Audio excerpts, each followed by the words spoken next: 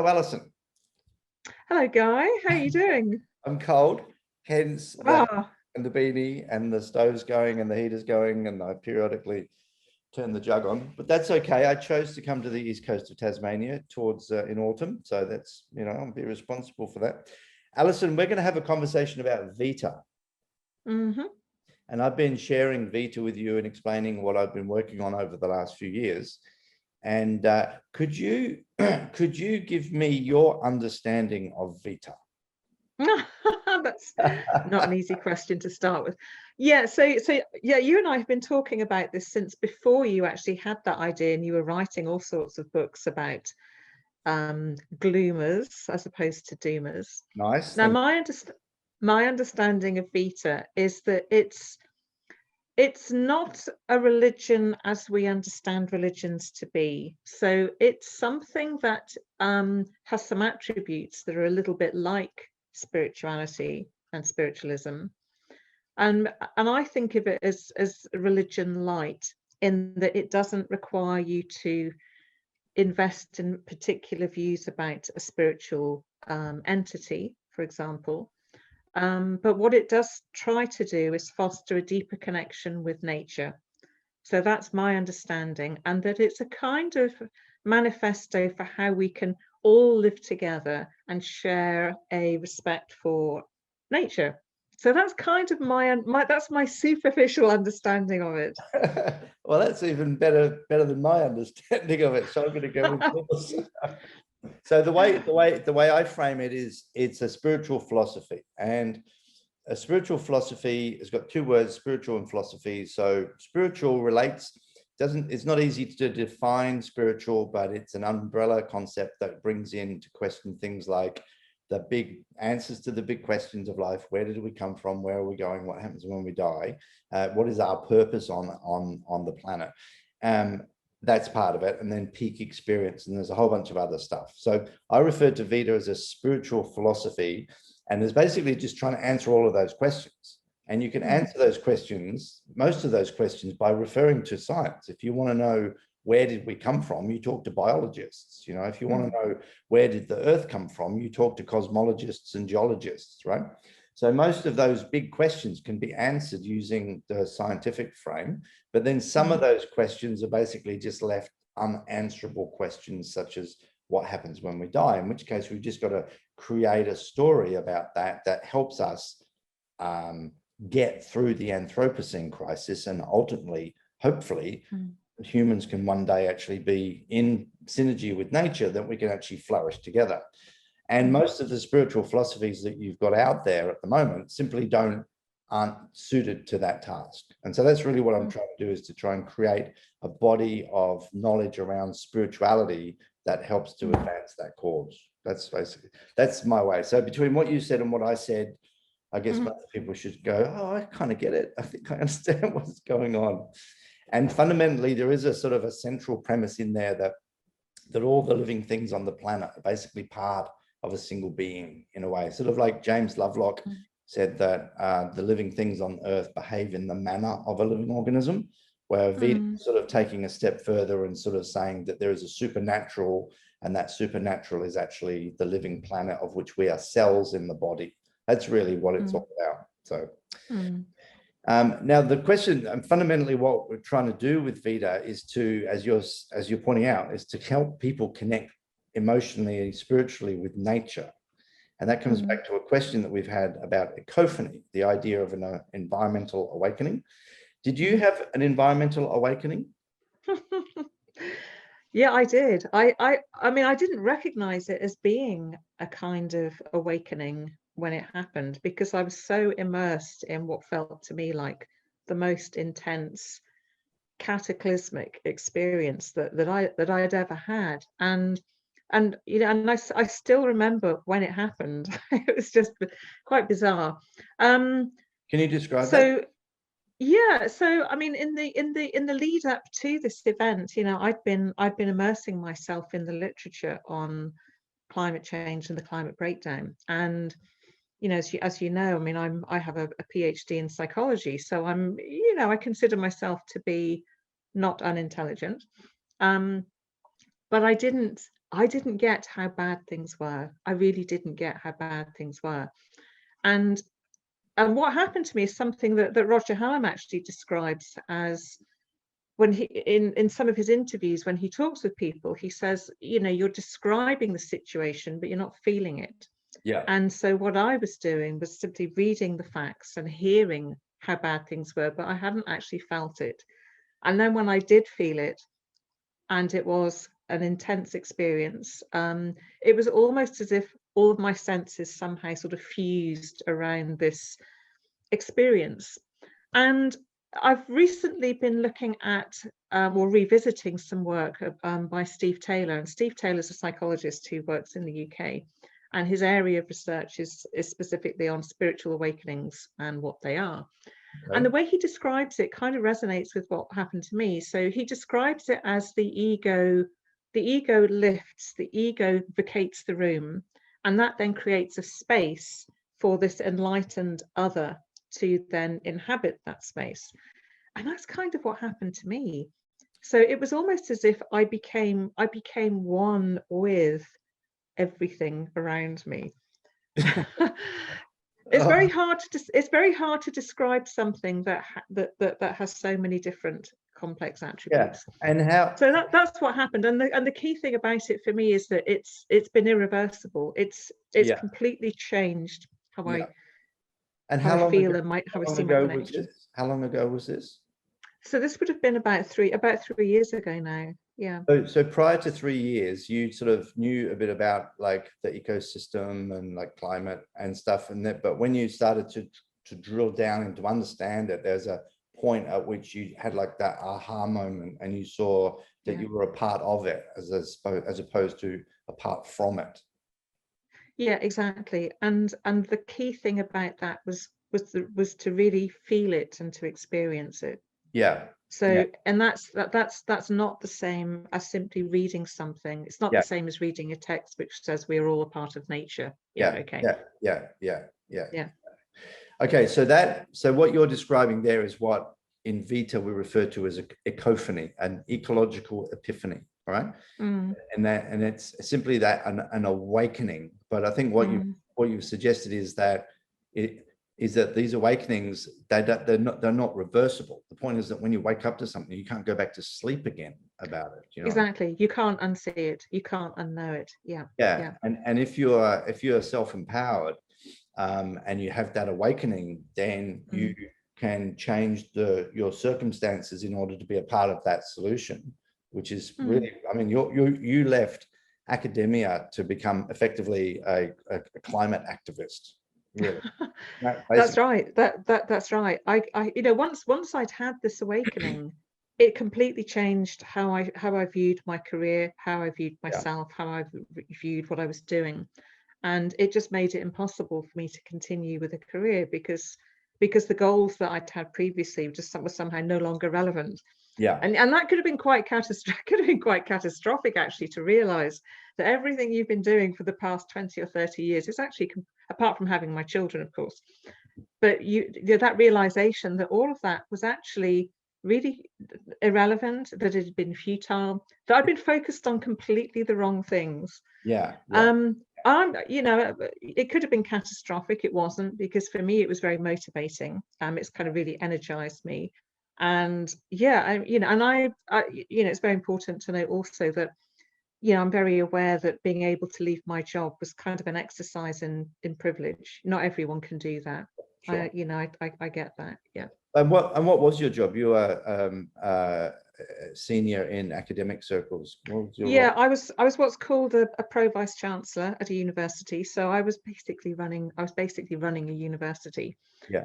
And which university? Yeah. So I had a sorry. Which university was that?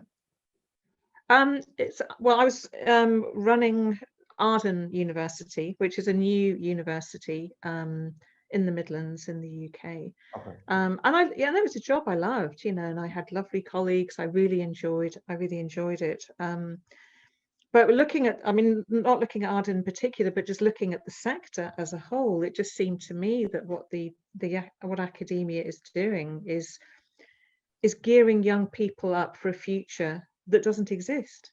Yeah. So that future future, you know, it might have been relevant 10, 20 years ago, but as of now, you know, and I give examples of courses in you know, classical economics, or even worse, petroleum engineering, and we should not be encouraging young people to go into careers which will be obsolete in a few Yeah. years' time. Yeah, We hope. irrespective of your ideology, they're probably simply not going to be there Exactly. because of the economic forces. Yeah. Yeah, And exactly. so back to this, help me with your language and somebody who, and what was your thesis in your psychology PhD? Oh, so my background's in cognitive psychology. So my area of expertise, if you like, is expertise itself. It's how people learn and how people become skilled and how they become experts. And I, you know, when I started out, my grand vision was to try to understand how to enable people to learn quickly, Right. because I saw that as being something that would benefit humanity, and Yeah. that's what I wanted to do. Yeah. I'm going through a master's at the moment. I mentioned this the other day when we spoke, and I took one of my courses and did a research project. And the research project was really about how to have people, how to foster ecophany, the emotional and spiritual awakening that you had. How do we do that? And what I found was really difficult was, as I'm sitting there with the course convener trying to explain what I wanted to do in this paper that I was going to write, he kept saying, well, you need to specify the learning outcomes. You need to specify the learning outcomes. And I got to a point where I'm like, my brain was starting to spark. And I said, dude, you're missing the point. I'm trying to foster feeling outcomes. Okay. So in a way, your life has pivoted in a way because of something you felt, not because of something you learned, right? And this exactly. is in the literature that I'm reading, particularly, for example, Scott Atran, whose work on devoted actor theory, is saying that feelings, or particularly spirituality and answers to these big questions, and where do you connect to the bigger picture, are bigger drivers of behavior or behavioral change, if you like, than are cognitive and learning new information. Right? If you get more information about how the oppressor has oppressed you, that doesn't make you more willing to take costly sacrifices to go and fight the oppressor. But if you can actually fuse the idea of the oppressor as being wrong as a sacred value, then all of a sudden you've got a soldier. And so this is something I've been sort of finding my way through over the last few years, trying to figure out how to use that body of knowledge, if you like, the body of knowledge about inciting feelings, to basically rise an army of environmentalists. I'm not talking about an army with weapons. I'm talking about people that are going to go that extra distance and change their lives to actually be a part of this thing. Yeah. So Okay. what have you got to say about that? Yeah, I mean, I think it's interesting that there are a number of points that I kind of make about that. I mean, one, I think it's really important that people don't feel that you have to have some kind of spiritual awakening or ecophany in order to want to take action with regard to the climate and ecological crisis. So, but I think what you're suggesting is much more inclusive than that. And if you look at the research, so for example, you know, I listen to Catherine Hayhoe a lot because she's A, you know, a fantastic scientist, and B, an amazing communicator. And one of the key things that she highlights in her talks is that it's really important to find some way to bond with a person when you talk about the climate and ecological crisis. So you've got to find some sort of shared common ground, and that might be, you might want to talk about your family or the local environment, or spirituality, you know, a shared faith, something like that. So I think what you're talking about is consistent with what she's saying, which is finding ways that we can connect, you know, whatever that might be, and certainly having shared beliefs and views about nature would be one way of doing that. But I think also there's a kind of tension here, isn't there? Because ecophany, my experience of it was kind of negative initially, because it was really quite scary. And if you look at the work of Tali Sharot, who's a neuroscientist, and one of the things she talks about is how the brain is hardwired to prefer optimistic outcomes. Yeah. So in a sense, the issue, I think, for you and what you're doing is for it to be seen as a positive thing. But to get to that positive place, you might have to go through an uncomfortable experience. Because I have to say, for me, it was really uncomfortable. And for some people, you know, when you're in that immersive space where you suddenly realize how bad everything is, and you get that sense of connection that you have with it all. Some people might, you know, you have a fear or flight response. Some people might be so scared of that they back off. They don't want to go into it, don't want to face it. So I think there has to be, you know, you have to talk about the positives about going through that process, because that's what people will be invited to do, to go through this process of ecophany, to then come out the other end, and to have that shared understanding with others that, you know, we're a part, as I put, a part of it all, not apart from it all.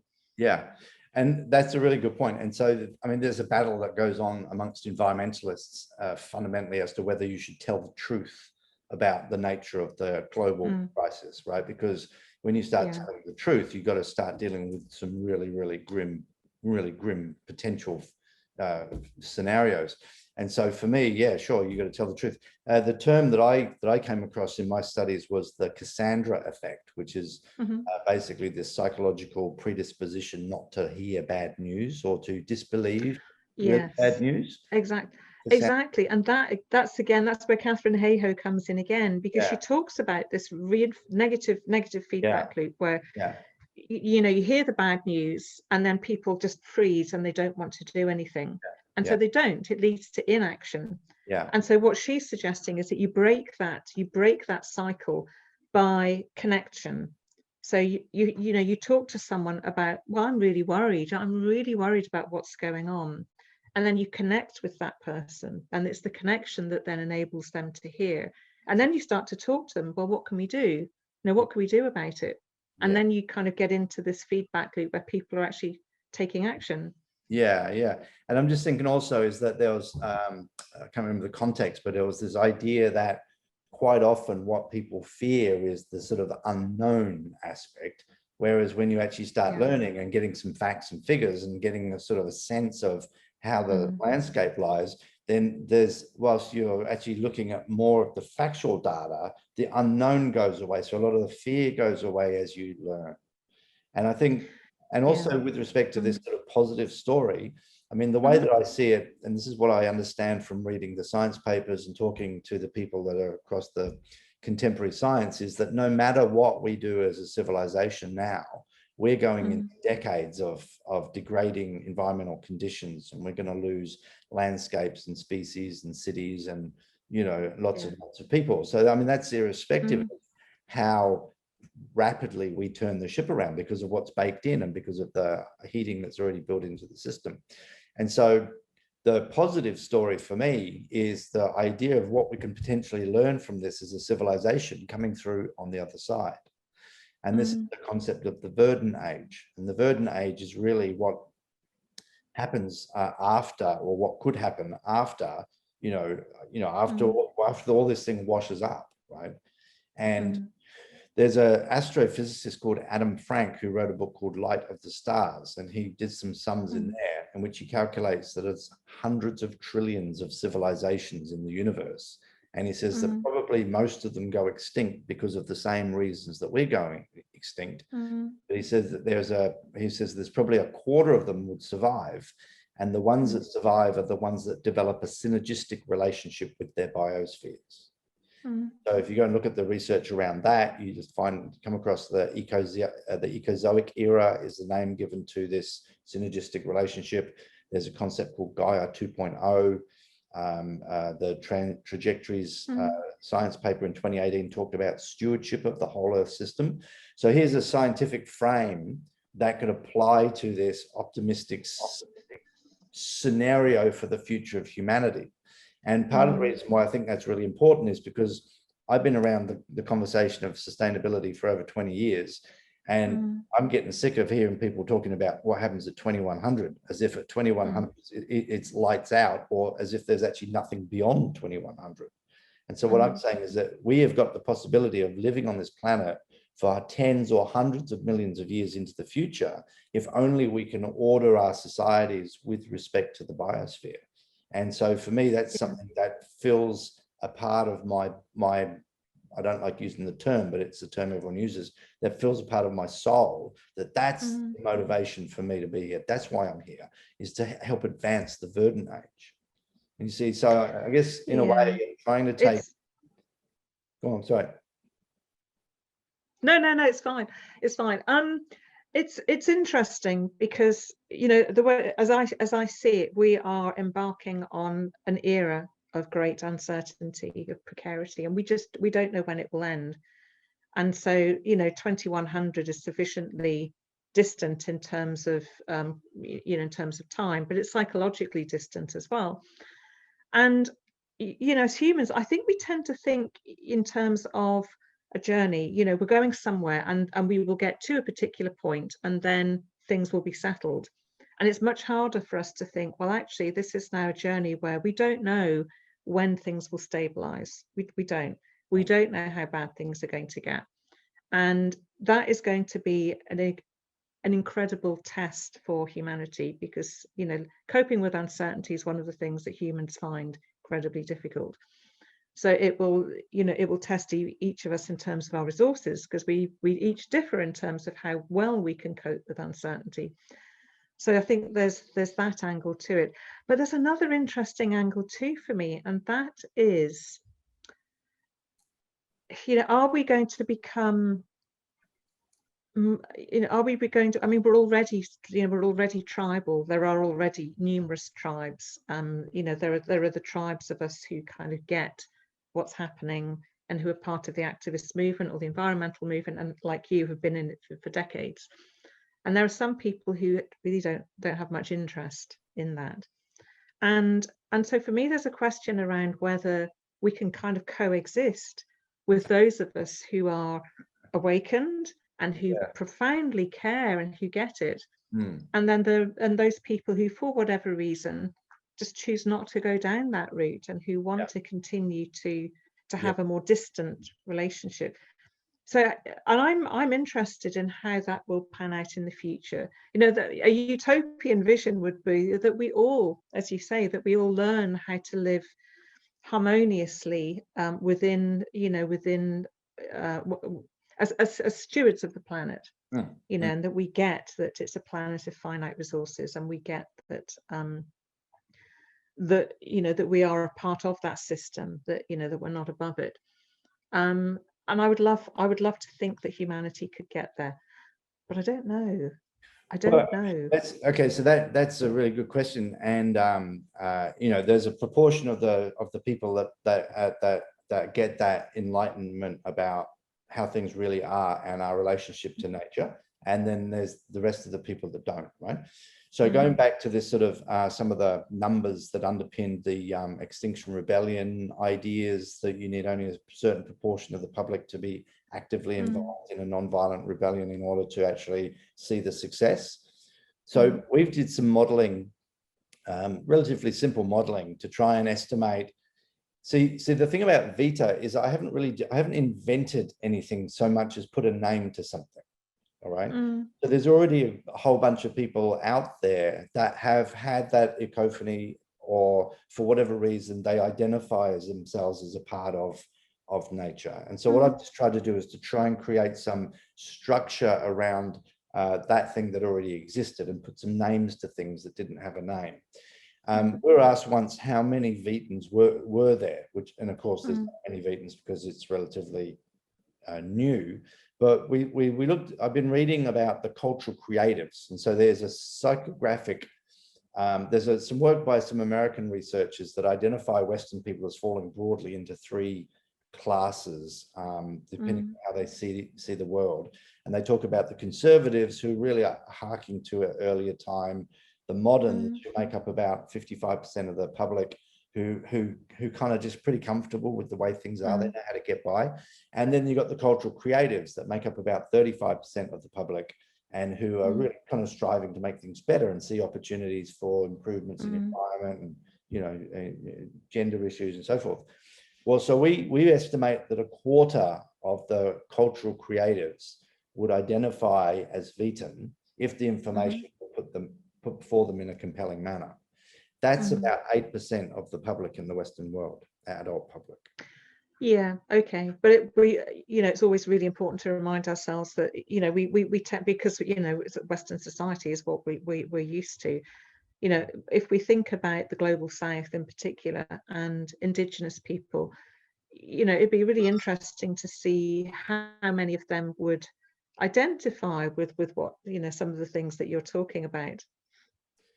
Well, yeah, that's right. And so I've focused my numbers and my languaging and communications around the Western people because I'm a Western person and I can't properly speak for people that come from other cultural backgrounds. So I don't know how people of, for example, Chinese descent would relate to these ideas, although I'm sure a lot of them would do, because this is basically a modern form of Taoism in a way, sort of identifying, the flow of nature and so forth. So my languaging is all around Western people, and also Western people have a lot in common with each other, of course. I mean, when I say Western, I'm talking about Japanese people and French people and English people and Americans and New Zealanders, like modern industrial societies, who are all kind of tending in the same direction of the consumeristic sort of model. Well, we're the problem, exactly. We're the problem in this. That's the other thing as well. In terms of consumption, in terms of greenhouse emissions, that's actually the group that are doing most of the problem. And you might say, well, what about all of those people in the South that are cutting down the forest? Well, somebody's buying those forests, who's paying for those forests to be cut down. So, and also, look, it's in the early days of explaining this idea, it's much easier to explain it if we just keep it focused on like the Western folk. And although lots of other people, like for example, what I refer to in Vita as Vitae Planeta, which is like the idea of the living planet, of the single system, is what is referred to as Pachamama by South American tribes, or Gaia by some scientific communities, or Mother Nature, or some. And so many different cultures, and particularly indigenous cultures, would have their own name for this thing. And so what I'm trying to do is I'm trying to find languaging that will appeal to Western people, create its own unique identity, even though it's basically the same thing as Pachamama, Mother Gaia, and so forth. And one of the problems is that whilst like there's nothing fundamentally new in Vita except for maybe the arrangement, it's sort of like picking out beads and stringing them on a necklace. But what we're trying to do is we're trying to create a way that we can get this idea, the idea that we're all part of nature and we should protect it, to make it popular and funky, and ultimately make it spread really rapidly.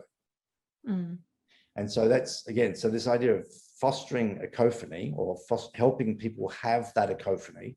And then if we can figure out the tools, then conceivably we can figure out how to do that on a mass scale and get hundreds of millions of people to have that awakening.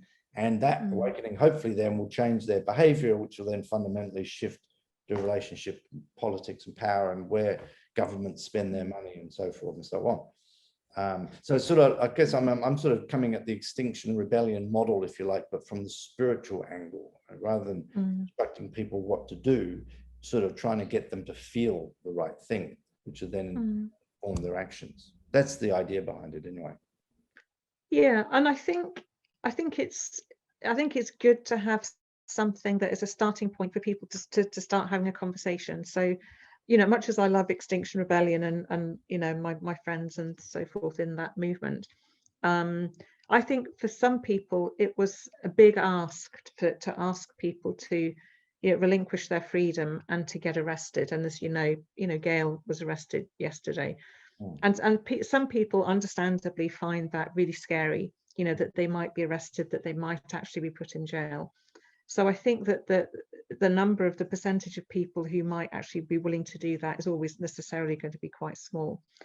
But going back to your point, and to Catherine Hayhoe's point as well, if we could find ways to connect, one-to-one initially, so that each of us are starting to have those conversations and bonding with each other around a conversation about, what's happening locally to us.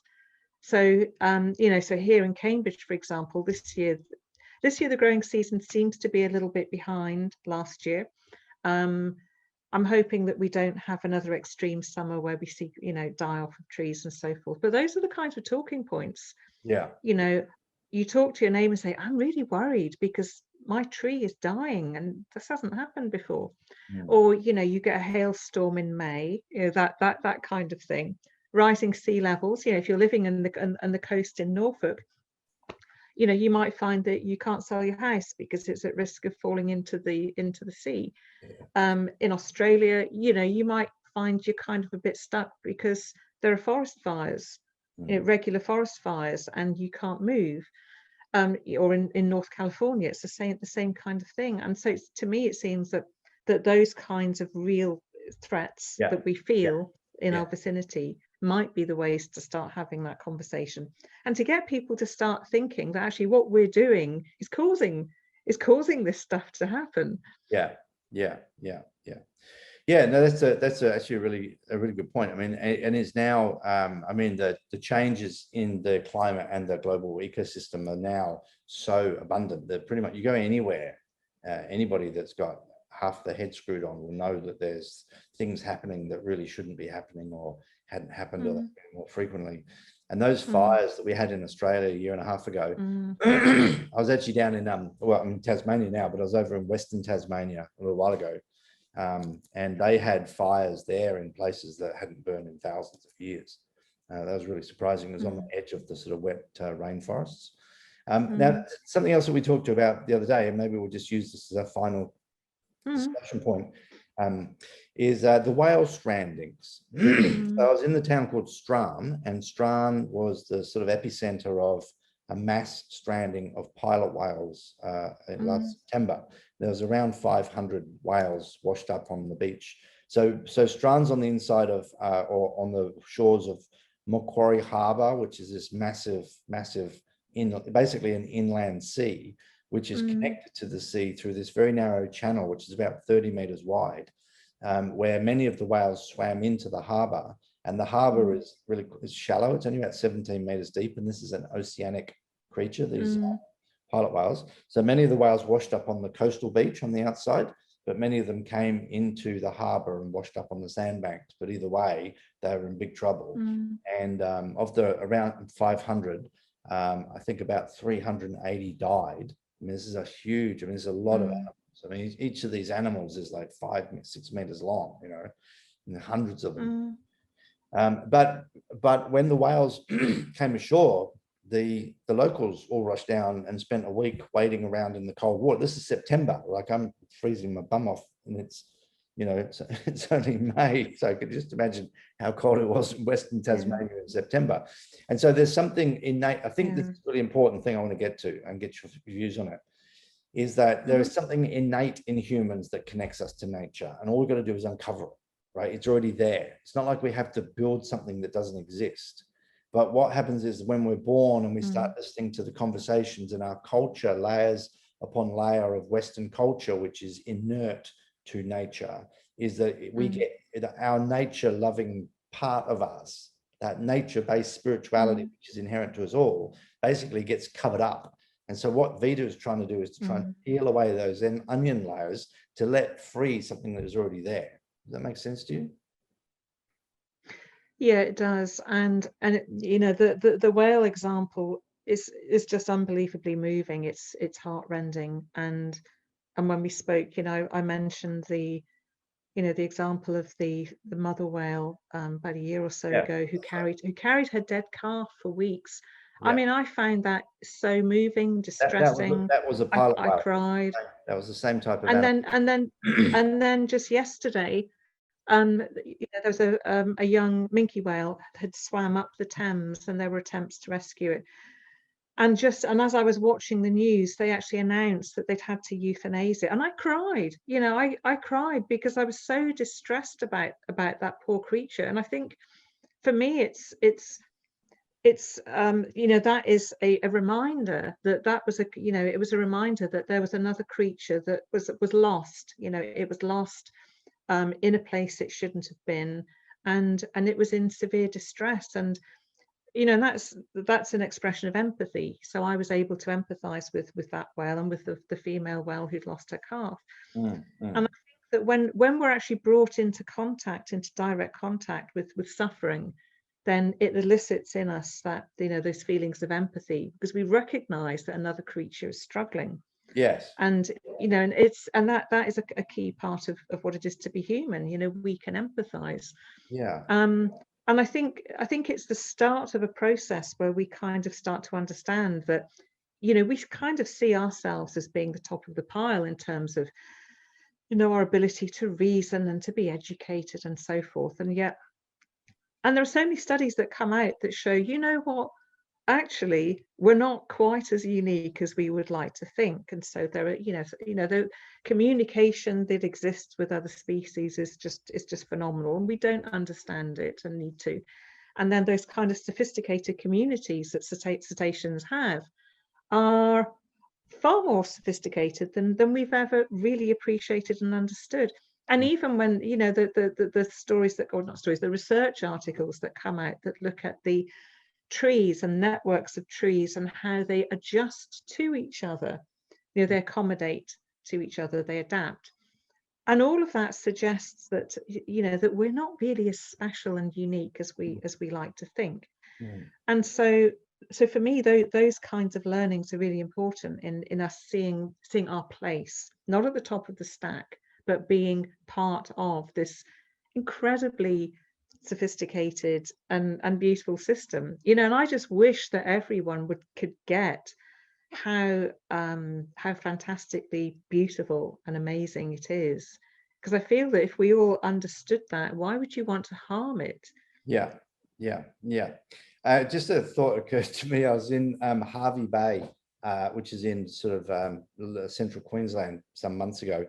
And there's a big whale watching industry. You've got Fraser Island, and then you've got this big bay, Hervey Bay, and the whales come in, and I think they actually drop the calves in the bay.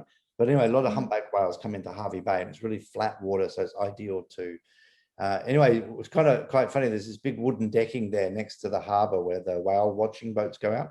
And there's a great big red Sven Foyn gun, which is one of the harpoon guns that they used to use, because before they had the tourism, they were shooting the whale in the harbour. And there was these European backpackers were like getting photographs next to this gun. And I said, do you know what that is? And this, I think she's Italian girl. She said, oh, no, what is this?